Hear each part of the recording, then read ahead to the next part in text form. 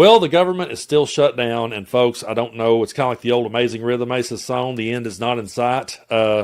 We don't know when this is going to finally come to an end. Both sides are continuing to throw the blame at each other, but I tend to point the blame at the side who is in control. I tend to point the finger at the side who has a Republican president, a Republican House, Republican Senate, and a Republican Supreme Court stacked 6-3 in their favor. They can sit here and make every excuse in the world that they want to make, but until they swear in Adelita Grijalva, she becomes a 218th vote, they release the Epstein files, and then they accept what's in the Epstein files, and if there's bad enough stuff in the Epstein files, they hold everyone accountable that's in there. Until they do that, I'm not going to give these people any credit. I'm just not. And so we're going to be talking about that. And also, one thing that Mike Johnson is very upset about is the No Kings protest, which they are already calling a Hate America rally.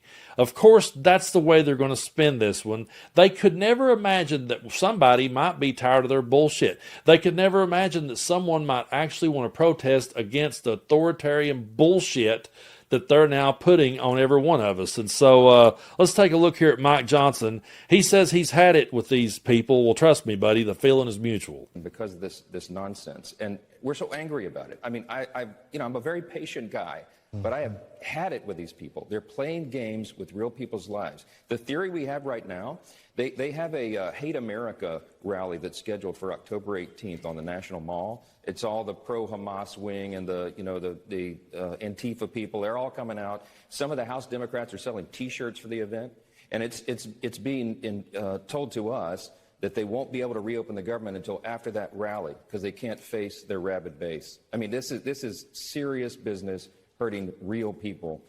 And I'm beyond words. I can't believe they're actually doing this. Yeah, Mr. Speaker.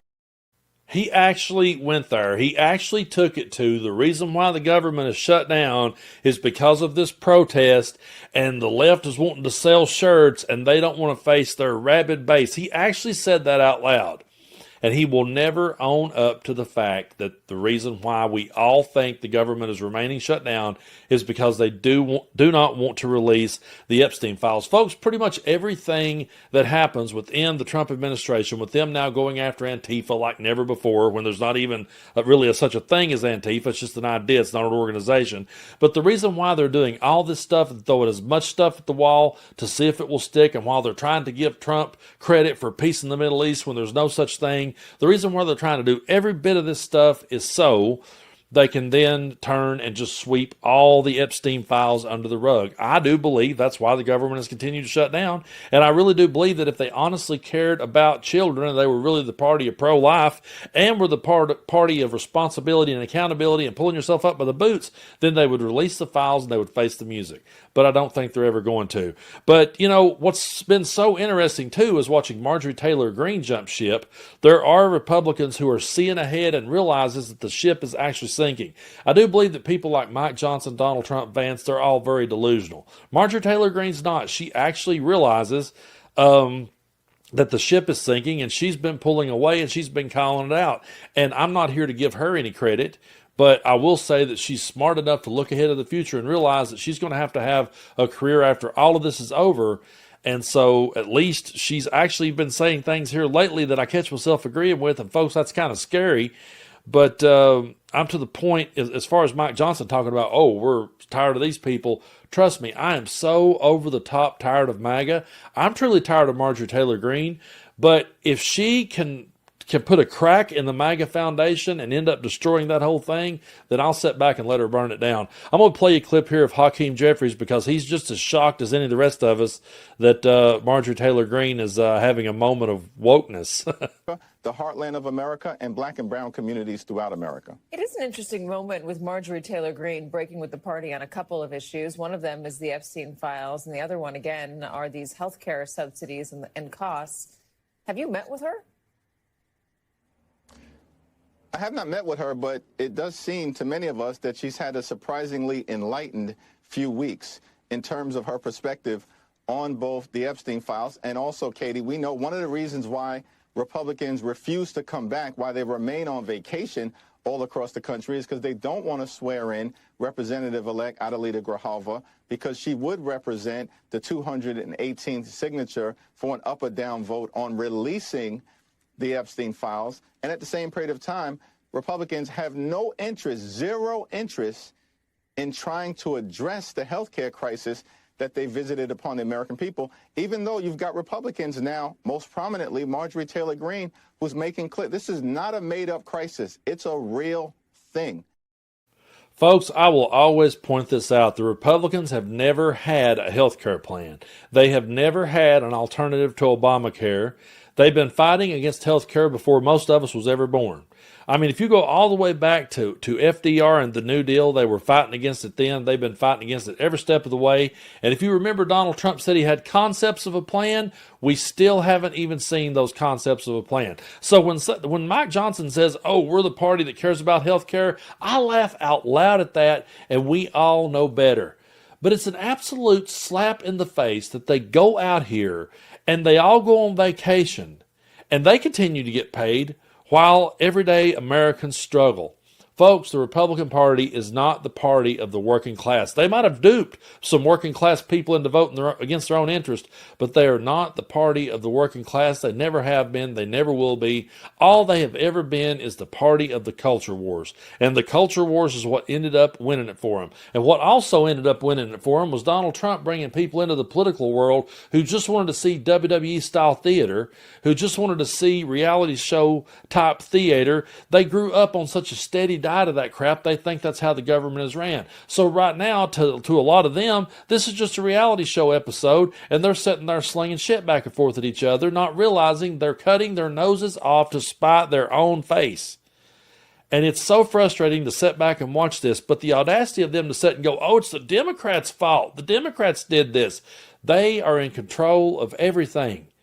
They could bring it back together. They could have stopped it from happening to start with. It didn't have to happen. But again, the Epstein files was coming up, and they had to pump the brakes because they're the party that is defending pedophiles, plain and simple. And there's no other way around it anymore. There's no way to get around this one. There's no way to weasel out of this one. The Republicans are the party that protects pedophiles, plain and simple.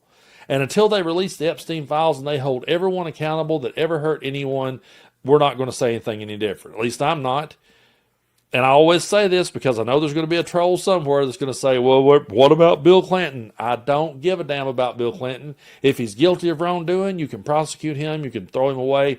I'm not going to lose no Bill Clinton merch. I'm not going to throw away one flag, one T-shirt, nothing. I think the only thing I have is his autobiography. I'll dump that in the trash. That's it. I won't have anything else to throw away because I don't worship politicians. But not only does the Mike Johnsons of the world worship Donald Trump, they're defending Donald Trump, and they're defending this one of the biggest criminal child sex trafficking rings in the world's history in Jeffrey Epstein. If they truly were the party of pro-life, they would have come out a long time ago and said, enough is enough. They would have come out a long time ago and said, hey, you would think, as hard as they preach for life, and as hard as they preach, we got to protect the children, you would think this would be the biggest one, really considering how they ran on it. They ran on the whole damn thing. They made it one of their biggest pieces was we're going to release the Epstein files, but here they are keeping the government shut down, letting the country just circle the drain. And I don't know when the government will reopen because they're sitting there going, well, the minute we do, we got to swear in Adelita Grijalva, and that's the 218th vote, and then here comes the files. So they're just going to throw as much shit as the wall as they can to see what will stick in hopes that we all forget about it. But we're not going to, folks. We're not going to forget about the Epstein files. We're going to continue to ask for them to be released and everyone to be held accountable from Donald Trump all the way down. It's not about Republican. It's not about Democrat. It's truly not. But I don't ever want to hear a Republican ever bring up caring about children until they step up and say, we want to see the files. I may not be a fan of Marjorie Taylor Greene. I sure as hell ain't a fan of Lauren Boebert and Nancy Mace. I'll never give them a pass. But at least they put their names on there. At least they did that. Maybe they were trying to save their asses later, but at least they did that. And at least Marjorie, in this moment in time, is standing strong on that. I hope she don't cave. I have no faith in her.